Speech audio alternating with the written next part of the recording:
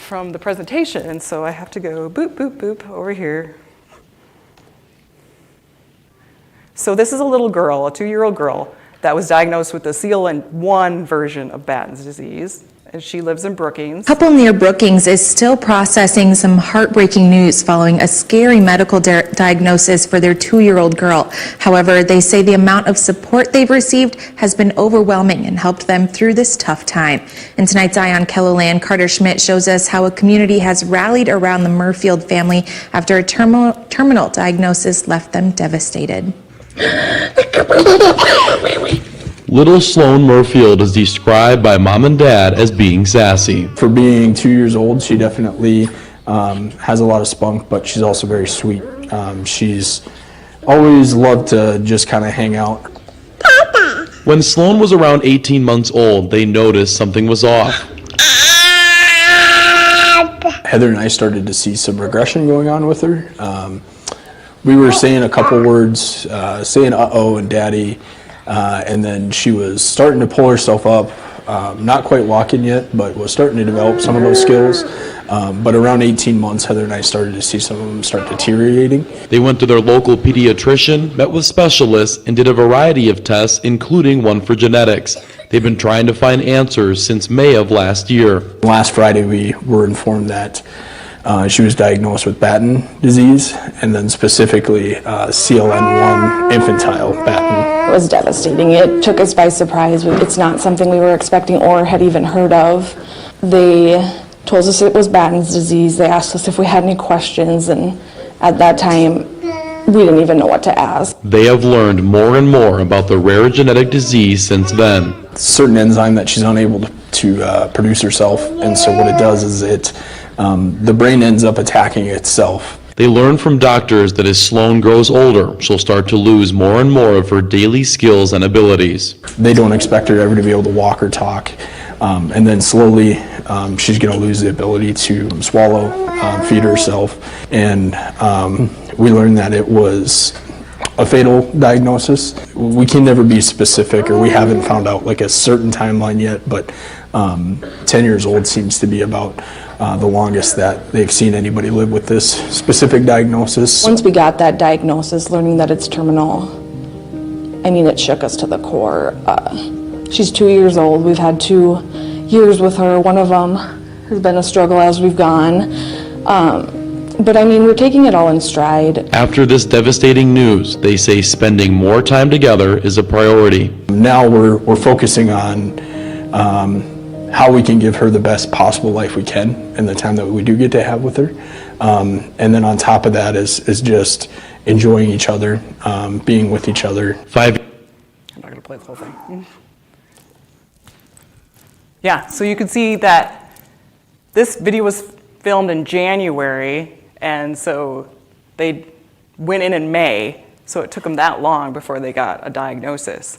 And it's just like processing all that. This is what's going to happen to your kid. And the CLN1, I think there is some gene therapy going on, but nothing has been approved yet. So it's just like them trying to reach out, trying to find the therapies that they can to help their kid, and just finding a community to work with. The unfortunate thing is that it takes so long sometimes to get diagnosed. So if more people know about it, you know, and we recognize the symptoms, maybe those people can get help faster. And the sooner you can help them, the more likely they can live longer and have a better quality of life.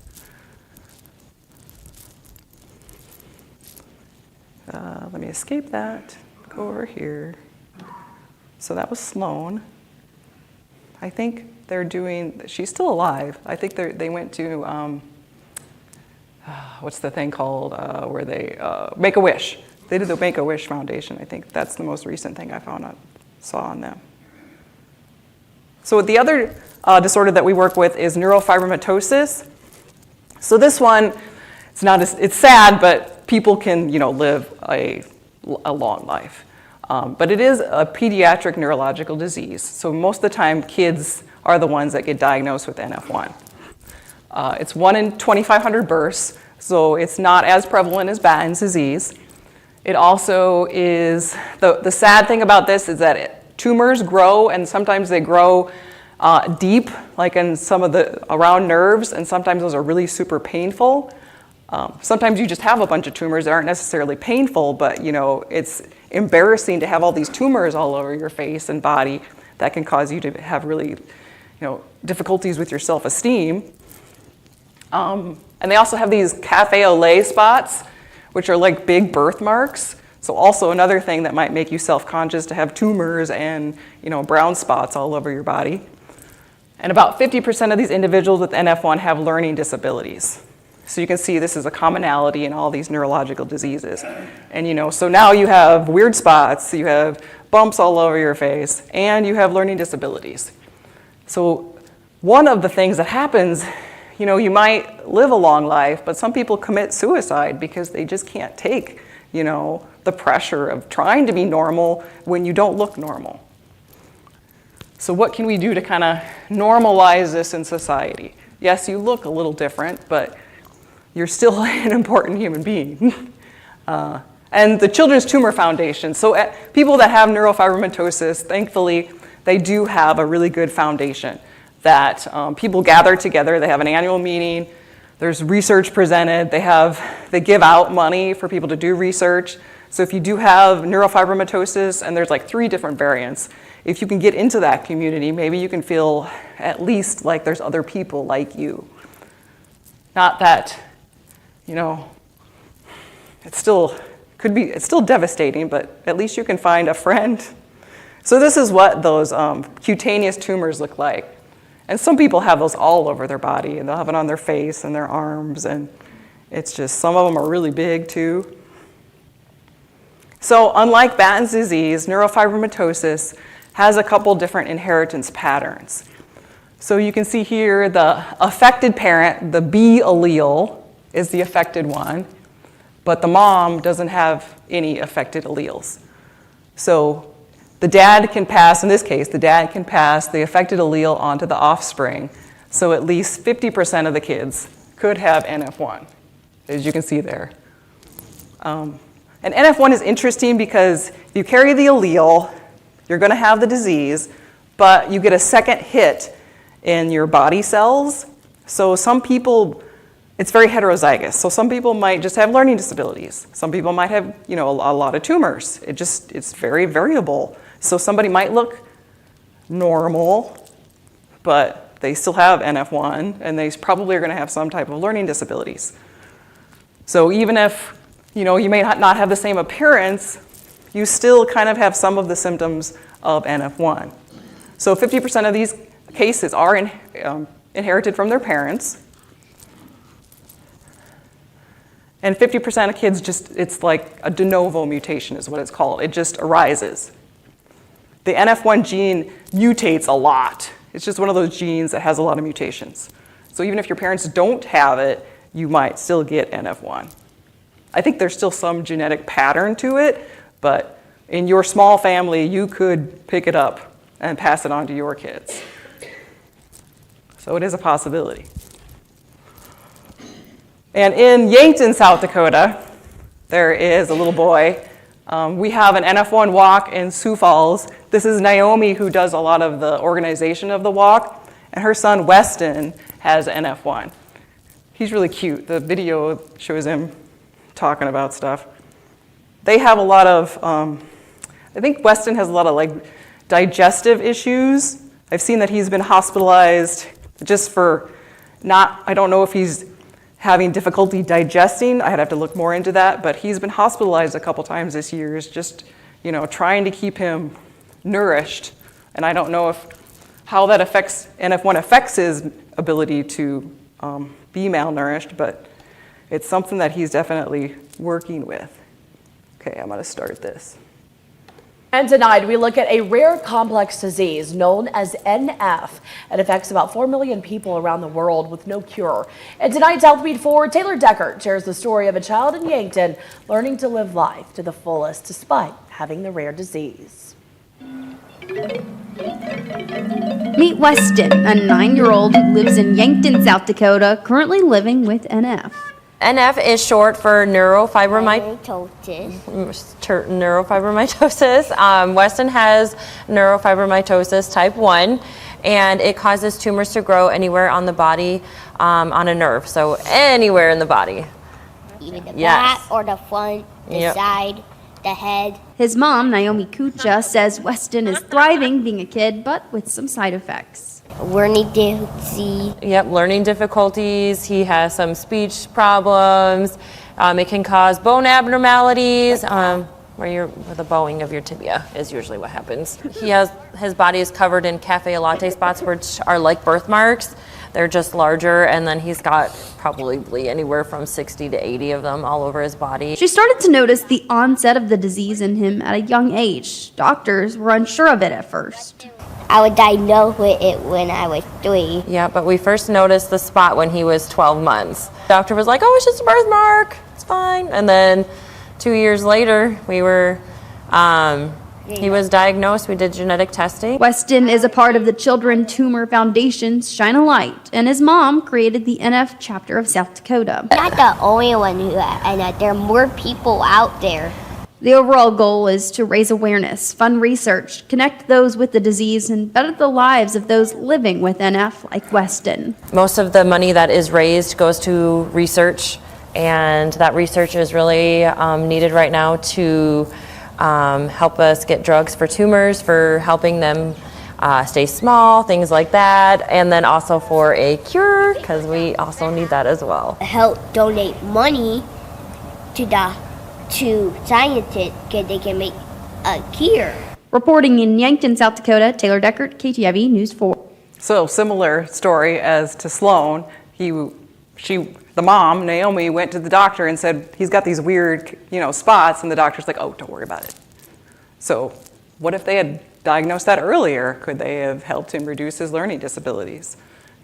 It's just, I'm sure the pediatrician did the best they could, but it's like maybe getting the word out there more would have helped sooner. And I like how Weston was like, give the money to the scientists. Right. So besides, other advocacy groups that people are working together and other kids that have these diseases. So Isla, this little girl right here, she has CLN3. She's starting to lose her eyesight. I think she's about 8 or 9. She's working here with Arlene, who is an ophthalmologist at the University of Iowa. Arlene's awesome. She's helped us with a lot of our animal models, and she's also an ophthalmologist, so she's really busy. But people will go all over the country. So Isla's family lives in Texas. They go all the way to the University of Iowa just to see Arlene to help them with their CLN3 Batten's disease. And she has her Facebook page. She has a website, too, where you can learn about her. The For Batten Foundation, this is Madeline and her 2 daughters who both have a CLN3. So because, I know it's like 2 kids that have CLN3. So because of what her children have developed, she started this foundation with her husband. And they bring in a lot of money, which is awesome. They have like a golf tournament that they do that brings in a lot of money. And they've actually given our lab quite a bit of funds to do these animal models, do these therapies, hoping that maybe we can help her kids. They're still, with us. I think that they were having some nutritional problems as well, but I think that's been resolved. So, they keep us updated. Madeline comes to the lab every now and then and talks with us and sees what we're doing. So it's like keeping that relationship with them, and also just being very thankful that they're able to give us funding. Working in science, you never have enough money to do what you want to do, so it's just great that they can give us the funds. And that Children's Tumor Foundation that helps us with NF1, I think it's really cool. They have this NF Hero comics, with the comic characters that have NF, so kids can, read a comic book about characters that have the same disorder that they do, so they can maybe feel more of a sense of community. And scientific meetings, like I said before, where families can attend, talk to the researchers, form their own community with other people. And like the NF1 walk, you can see Zeke here, and Matt and I, we did the NF walk for the last few years.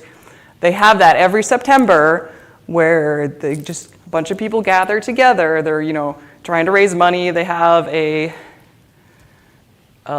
raffle, so they have a whole bunch of stuff that's donated that people can raffle for, and then we walk around the loop of the Sertoma, and just people gathering together.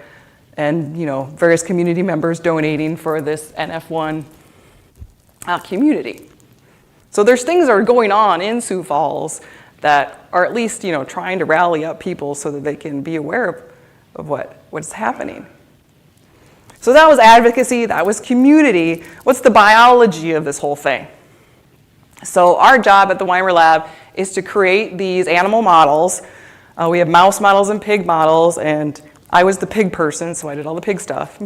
It's funny because my dad was a hog buyer for 30, 40 years, and now I'm working with pigs. So it's circular. So you discover the gene, so like CLN3, CLN2, CLN1. You generate a model, so you make a mouse or you make a pig that has that mutation. And it's even better if that mutation can be the same mutation as seen in humans, because then you're probably going to have the right symptoms.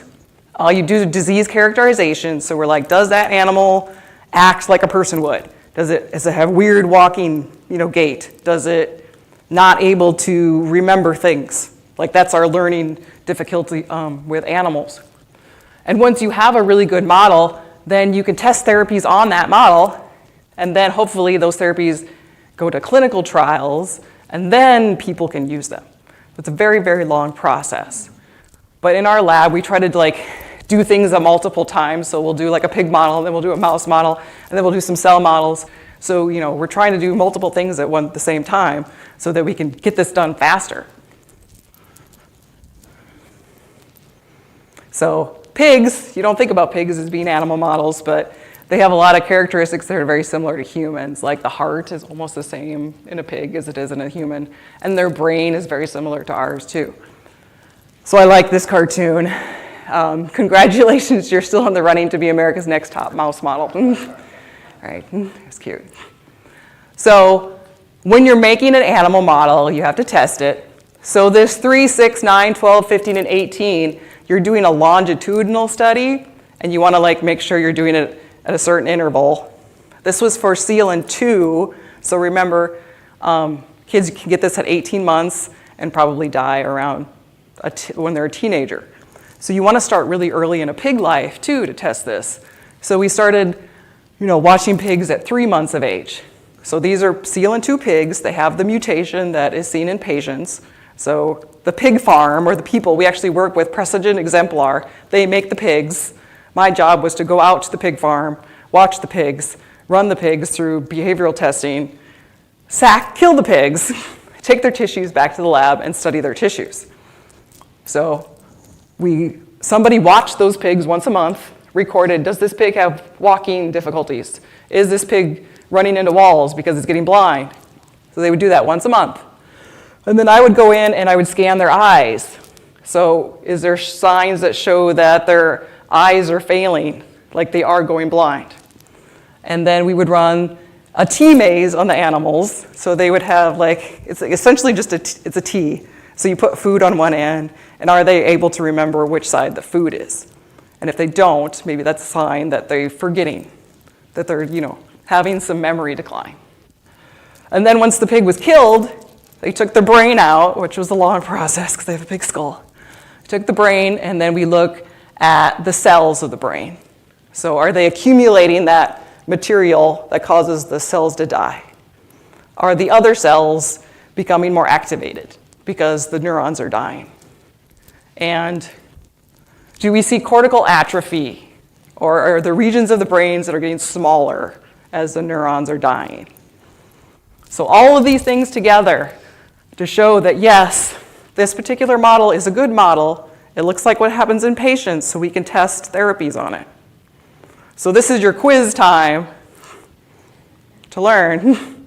So we do histology, we look at their tissues, and in this particular slide, we'll be talking about eyes. So is our model useful? Do our therapies work? This is a retina of a pig. One side is a Batten pig.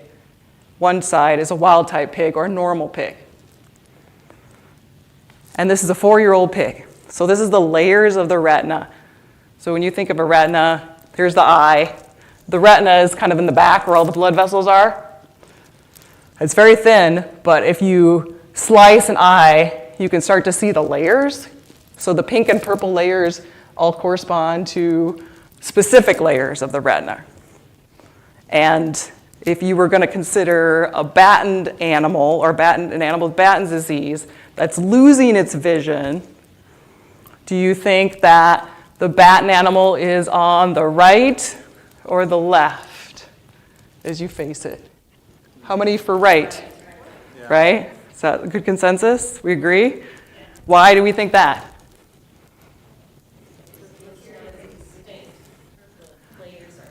The layers are distinct, yeah.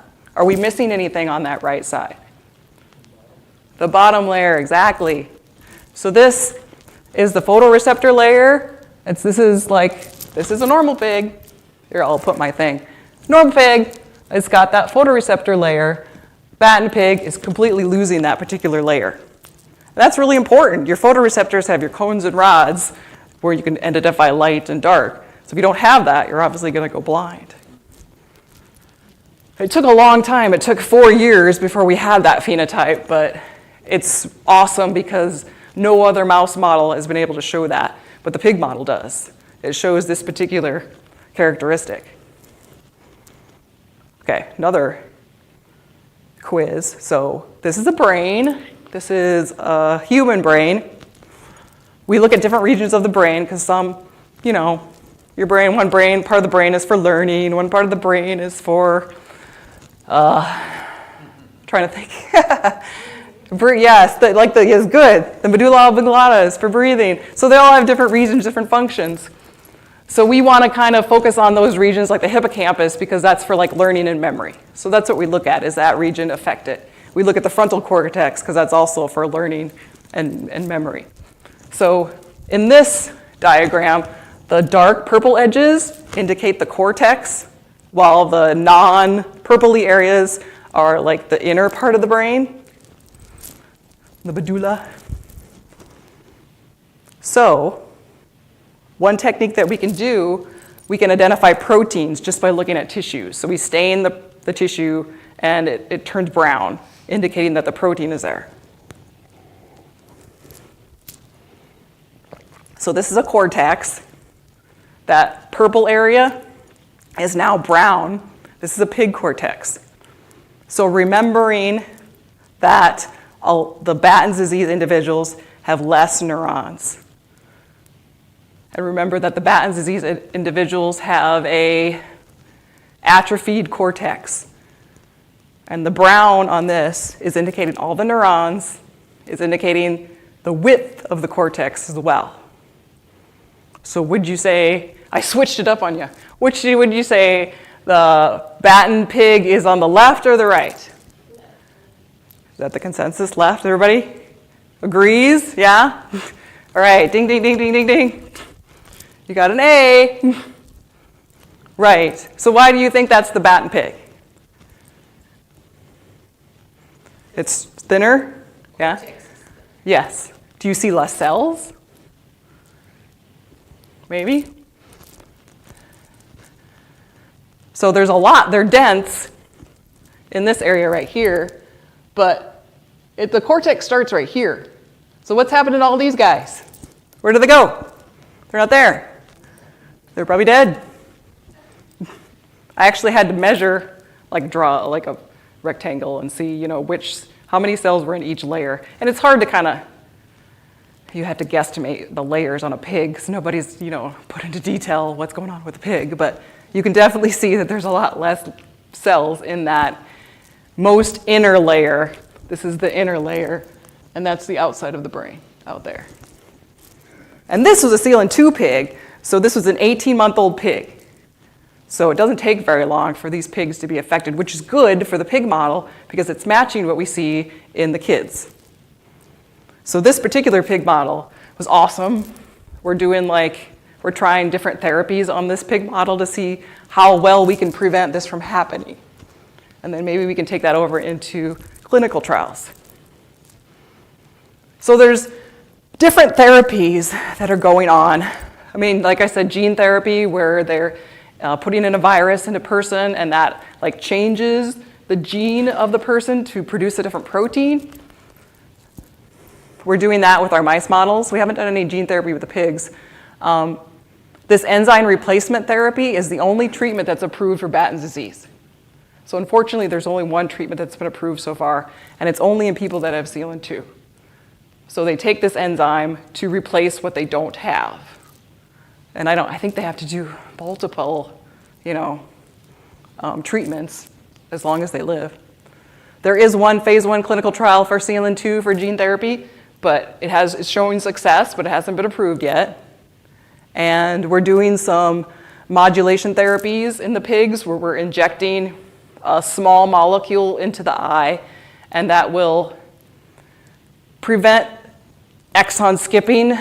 So you have multiple exons in a gene. So the CLN3 people have less exons. So maybe we can make it so they'll have more exons, and then they'll have a better protein, and then that protein will help them live longer. And small molecule therapies, we're doing that in the lab too, to try and kind of prevent that neuron loss. But there's a lot of things going on, but like I said, only the enzyme treatment right now is approved. So people just have to wait. And you can take like seizure medications to prevent seizures from happening, but there's only one therapy so far that's been approved. That clinical one, it works. They showed there's success in the mice. And I think, actually, no, it was humans. So they said there was success in humans, but it hasn't been approved yet. So it still has to go through the FDA, and the FDA has to say, yes, it's good. Give this now out to people. And it's got to be pretty expensive to take these. So that's the lab. That's everybody in the lab. This is an old picture, but you can see it's a pretty big lab. Jill is in the middle here. She's the PI with the short hair. It takes a lot of people to run the lab. And I just want to end that there's movies and podcasts out there. So if you go to rarediseasefilmfestival.com, there's a bunch of different movies out there. They're documentaries of people that have these rare diseases, and they have podcasts. So if you just like to listen to podcasts, there's a bunch of different podcasts you can listen to. So just learning more about these rare diseases. We only study a couple, but there's hundreds of rare diseases out there if you want to learn more about them, and just know. And maybe you'll see somebody and you can be like, hey, that looks like so-and-so. How do you decide what disease to research? I think because Jill she did her PhD on Batten's disease. Okay. And Dr. Pierce, who started Sanford Research, he also did Batten's disease. He was her PI. And so they came together, and so they started that. And then I think Jill got involved in the NF1 community and with the CTF Foundation. And so we got a grant to start a pig model for NF1. So it just grows as you meet more people, and they're like, hey, what do you think about this? And so you take on something else. Duplication of different agencies that waste a lot of time and effort. Yeah, that's important. You don't want to duplicate. If you go to these scientific meetings, you know what people are researching. Yeah. And a lot of the stuff, I like that science is a collaborative process. So we go to these meetings, Jill reaches out to people. So we're working with people from University of Rochester. We're working with people in Chicago that they have their own special set of skills, so you can come together. We're like the histology lab, and we have the pigs. You do. Yeah. Yeah. Coordination. Right. So you can maybe do a better product. Yeah. Are there? When you say expensive, how much is that? I don't know the cost, but it's got to be thousands of dollars just to do one treatment. Maybe they can get that enzyme therapy down, because that's not getting, a virus treatment into you like gene therapy is. I would hope that enzyme therapy would be less expensive, but it's still like one treatment's got to be thousands of dollars. So we get our doctorate as we leave, is that right? Yeah. So Vicki, I've always heard that research takes so much patience because you test and you test and you test, and it takes forever to finally come to any kind of consensus. I think you want to make sure what you're doing is accurate. So if you start off, being careful at the beginning, and you show proof that you were careful, and I did it this way, and I did what, the typical way. When you work with pig models, there's a lot of things that it's not been standardized yet. So you have to prove that I did this in a way that matches what other people have done. So we published on these models, and it takes a long time just to publish. Yeah. But then once you get it out there, at least people can be like, okay, they did it this way, you know, it works, let's try something. But it is a very long process. Any other questions?